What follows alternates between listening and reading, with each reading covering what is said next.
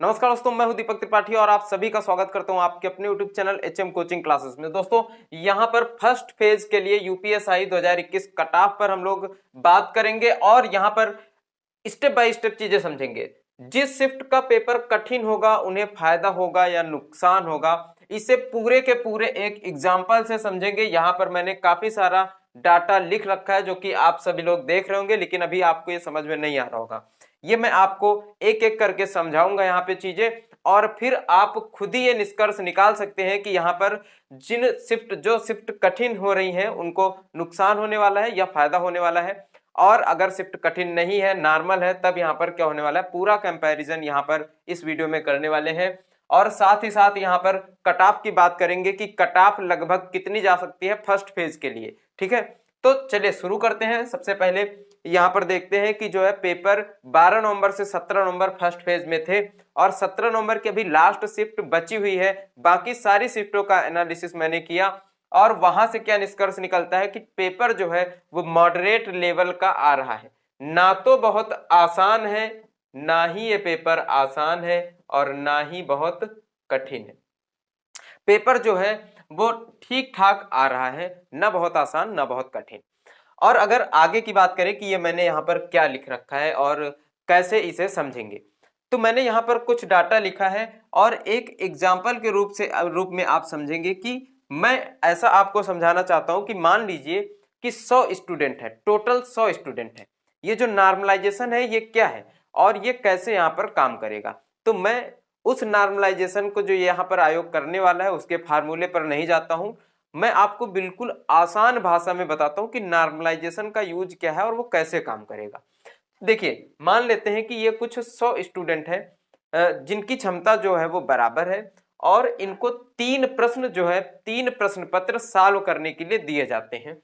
इन्हीं 100 स्टूडेंटों को सबको 3-3 प्रश्न पत्र दिए जाते हैं, और ये प्रश्न पत्र में 40 नंबर का जीके और कॉन्स्टिट्यूशन, 40 का हिंदी, 40 का रीजनिंग, 40 का मैथ्स, ऐसा है। मतलब जो है यूपीएसआई के ही 3 प्रश्न पत्र इन्हें दिए गए हैं अलग अलग, सबको 100 के 100 को 3-3 दिए गए हैं, और एक सामान्य है जो मॉडरेट लेवल का है एक आसान प्रश्न पत्र है, एक कठिन प्रश्न पत्र है।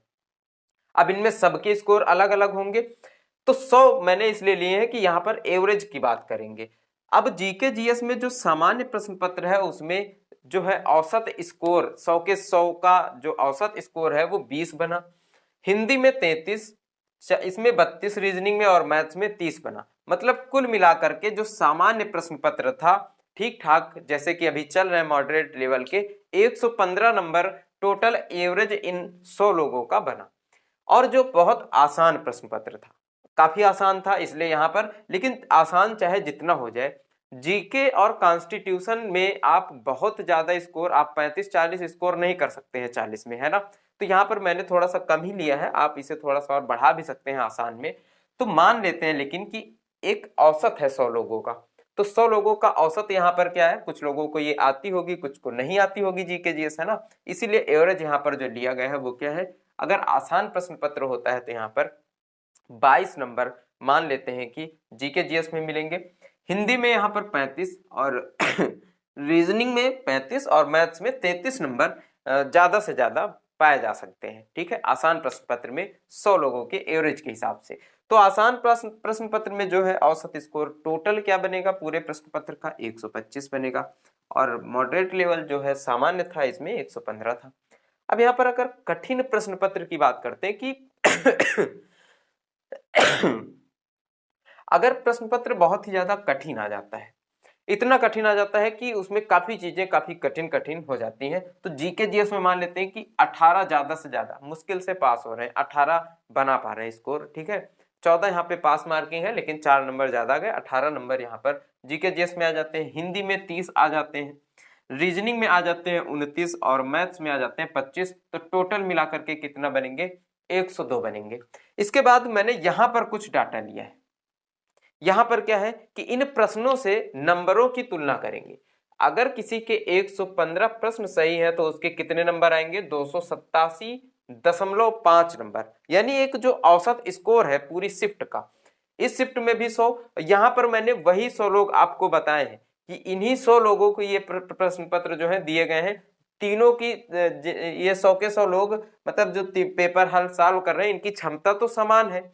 इस प्रश्न पत्र को भी यही लोग सॉल्व कर रहे हैं, इसको भी यही, इसको भी यही, तो इनकी क्षमता तो समान है। यहाँ पर जो ये अंतर आ रहा है नंबरों का, ये किसकी वजह से आ रहा है? ये पेपर के लेवल की वजह से आ रहा है। कहीं पर प्रश्न पत्र आसान है, कहीं पर कठिन है, कहीं पर सामान्य है। तो यहाँ पर जो नंबर आएंगे वो कुछ इस प्रकार आएंगे कि जो आसान प्रश्न पत्र है उसमें 125 प्रश्न सही होंगे तो 312.5, और जो कठिन प्रश्न पत्र है उसमें 102 प्रश्न सही होंगे तो 255 के समथिंग नंबर यहाँ पर बनेंगे।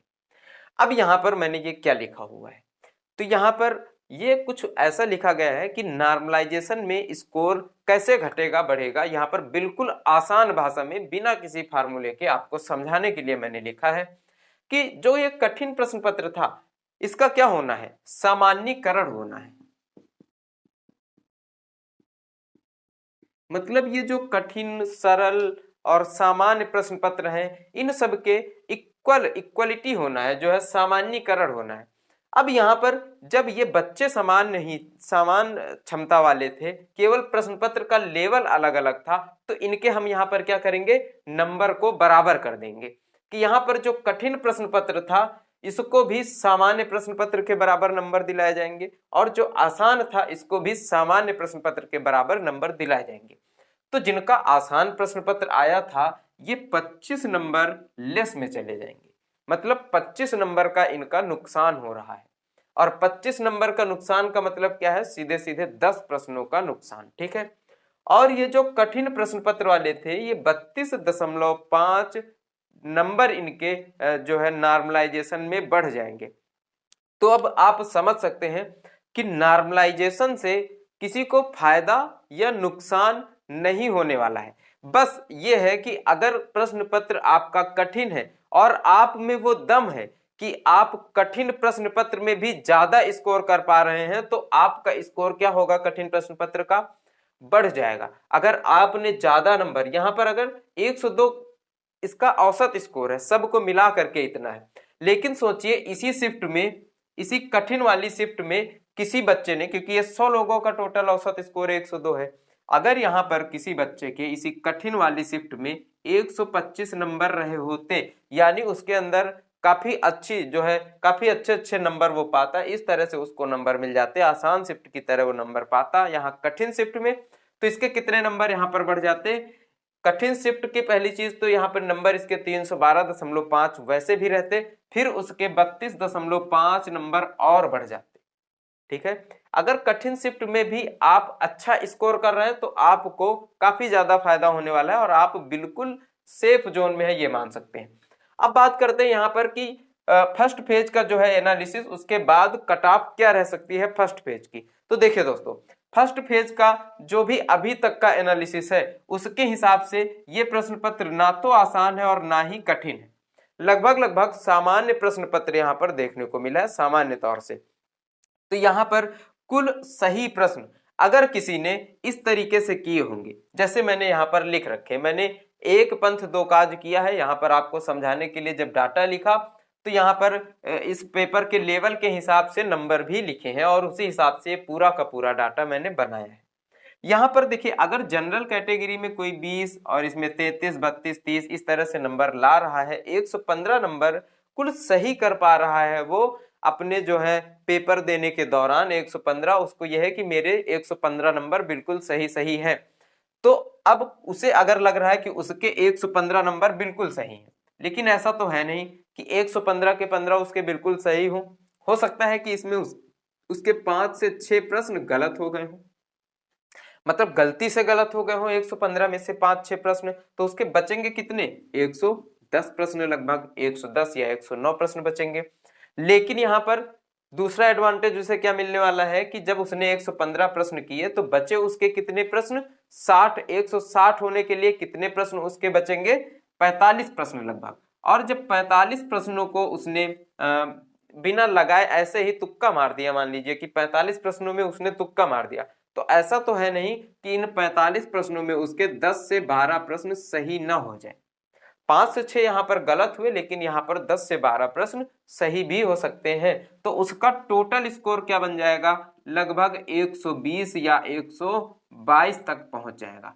अगर किसी ने 115 सही सही अपने हिसाब से किए हैं, फर्स्ट फेज में जितने भी पेपर हुए हैं, अगर किसी को ऐसा लगता है कि उसके 115 या 110 115 ऐसे सही सही उसने किए हैं, तो समझ लीजिए कि वो सेफ जोन की तरफ बढ़ रहा है, क्योंकि जो यहाँ पर उसने तुक्के लगाए होंगे उनमें भी कुछ प्रश्न यहाँ पर सही होने के चांसेस हैं, तो उसके लगभग 120 प्लस पहुंच जाएंगे। अगर उसके 115 से 120 के बीच में प्रश्न जो है वो सही हो रहे हैं, तो जनरल कैटेगरी में वो बंदा बिल्कुल सेफ जोन में है, क्योंकि प्रश्न पत्र कैसा है, सामान्य है। ठीक है, और अगर आपके 120 प्रश्न सही हो रहे हैं तो आप 300 नंबर के क्राइटेरिया को छू जाएंगे, 300 नंबर आपके आ जाएंगे अगर आपके 120 प्रश्न सही हो रहे हैं तो 300 नंबर यहाँ पर सेफ स्कोर हो सकता है जनरल कैटेगरी के लिए। बाकी जो कैटेगरी है इससे 300 से कम ही रहेंगी। अगर आप चाहते हैं कि मैं बाकी कैटेगरी के लिए यहाँ पर पूरा डिटेल्ड एनालिसिस करूं, तो आप हमें कमेंट करके सजेस्ट कर सकते हैं कि मैं किस कैटेगरी के लिए जो है आपको यहाँ पर एनालिसिस करके पूरा का पूरा समझाऊं। यहाँ पर अगर आपको वीडियो अच्छा लगा है तो वीडियो को लाइक कीजिए। आप हमारे चैनल को सब्सक्राइब भी कर सकते हैं, क्योंकि मैं ऐसी लेटेस्ट जानकारी आपके लिए लाता रहता हूं। और मैं आपको मिलता हूं अगली वीडियो में, तब तक के लिए नमस्कार, जय हिंद।